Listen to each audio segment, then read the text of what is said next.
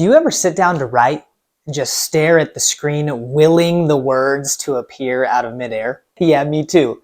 And the same is true of tons of authors everywhere.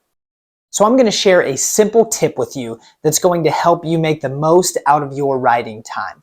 That way, when you sit down, you can actually get words on the page instead of wasting your time spinning the wheels. And if you stick around to the end, I'm going to share a bonus tip that will really help you capitalize on all that time spent in front of your screen. Welcome to the World Forge.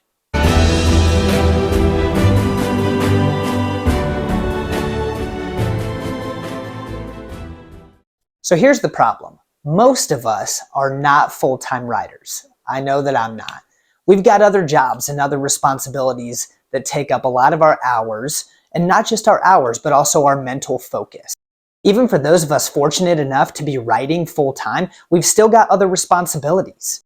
You still have family, friends, pets, chores around the house, other commitments that you need to spend your time on. All of those other commitments don't just take up hours of our day and week, but they take up mental energy and focus. If you're working 40 plus hours a week and then you come home and you have to make dinner and you have to clean up after dinner, you have to walk the dog, you have to hang out with your kids and make sure that homework is getting done, you have to talk to your spouse and maybe make plans or cancel plans or do whatever to prepare for the rest of the week. You have to navigate all of your interpersonal relationships with family and friends and whoever else. It's no wonder that when you sit down to write, there's no space left in your brain sometimes to actually create something beautiful and wonderful. So how do we fix this issue? This may sound simple, but please stick with me here. The simple trick is this. Think about what you're going to write before you sit down at the computer. Right? Mind-blowing. Legendary fantasy author Brandon Sanderson is known for getting thousands and thousands of words down on the page every day, every week, every month. Before he went to work as a full-time author, he had a day job. He worked at a hotel and it didn't require a lot of big thinking. So he would capitalize on that time and he would spend his whole shift thinking about what he was going to write. He'd be thinking about what was coming next in the story, the next chapter, the next plot point, the next conflict he was going to introduce. So then when he was done with his shift, he would go home and he would have all these ideas spinning in his head that he'd been thinking about all day and he could get them down on paper. So where are those pockets of time for you in your day and your week? Do you have a job that doesn't require a lot of mental energy and focus, kind of like Brandon Sanderson did? Can you go through your workday letting your mind wander and think about all the incredible things that you want to include in your story? What's going to happen next? Dream about that character. What's the fancy magic system going to be? What's the interpersonal conflict that's really going to engage your reader? Or maybe you've got a really long commute to work that you can spend that time instead of listening to a podcast or listening to music or listening to an audiobook. Maybe you can spend that time with the volume down, dreaming about your story so that you've got excellent ideas by the time your job is done for the day. Whatever it is, use that time to brainstorm and create all of the incredible ideas that you can use later when you sit down to write. But what if you don't have a job like that? What if you have a job that requires a lot of focus and mental energy throughout the day and you don't have the freedom to use that job time to think about your story? Maybe you're a student that has to use all of your mental focus absorbing knowledge so that you can retain it and use it to pass your classes. Brandon Sanderson also realized that he ran into this problem a little bit once he became a full-time author. Just because he was writing full-time didn't mean that he automatically had all these free pockets of time to be thinking about his story. He had a lot of deadlines for his editors and for the publishers. So he had to create time in his schedule to do his brainstorming and his plotting and his planning and daydreaming. The very first thing he does on most days is he goes to the gym and he pops in some music and he just thinks about his story that he's writing. He thinks about the next chapter. He thinks about the character development. He thinks about the upcoming plot points. He thinks about all the conflict. And he starts thinking about, when I get home, what am I going to do next that's going to lead me where I want to go in my story? So if your job doesn't include that time automatically, you may have to create the time in your schedule to have a space to brainstorm and to think and to plot and to plan. A tip is to think about the mundane parts of your schedule already and see if you can repurpose those for brainstorming time. Maybe you can walk your dog and be pre-writing. Maybe you can wash the dishes and be thinking about that next big plot point. Maybe you can mow the lawn while coming up with that particularly messy conflict that you're going to include in your story. Personally, I've got a pretty busy life.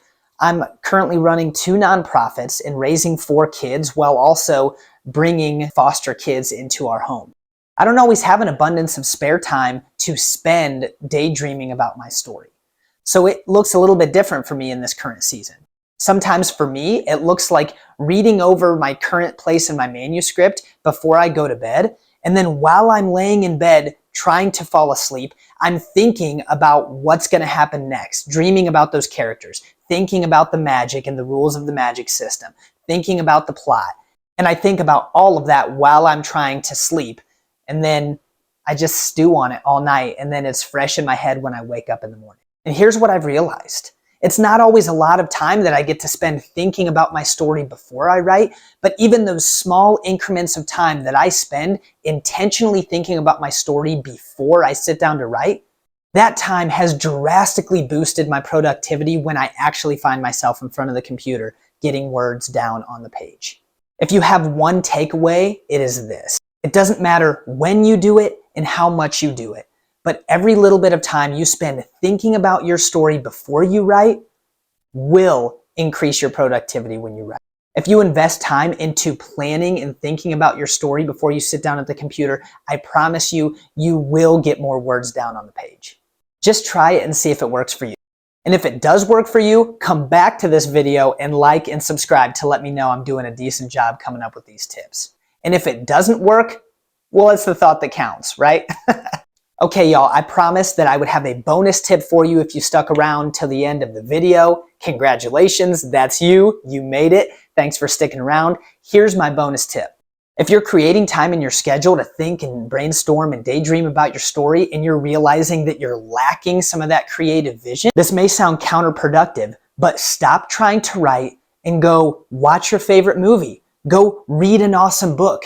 Go watch an excellent TV show. I've often found that getting out of my own head and jumping into the creative world of somebody else is a great way to get my creative juices flowing, to get my brain wrapped around something else and give me awesome ideas. Remember, it is not wrong to see a great idea that another author has used and repurpose it your creative way to come up with something new and excellent. In fact, that's how so many great stories today have been created, by using ideas from other authors and then giving it a personal twist that makes it new and innovative. People have been doing it since the dawn of time. Have you ever heard the phrase, "There's nothing new under the sun"? That's the idea. Every kind of plot, every story archetype, every different idea has been used before, just in different ways. So you can take that, repurpose it, put your own flair and twist on it, and make something amazing.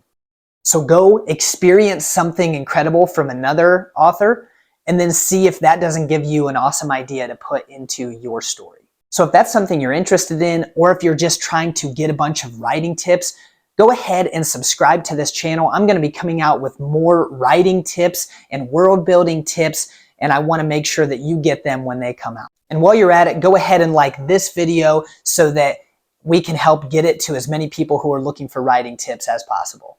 So thanks so much for watching. I hope you got anything out of this video. Now go create something awesome.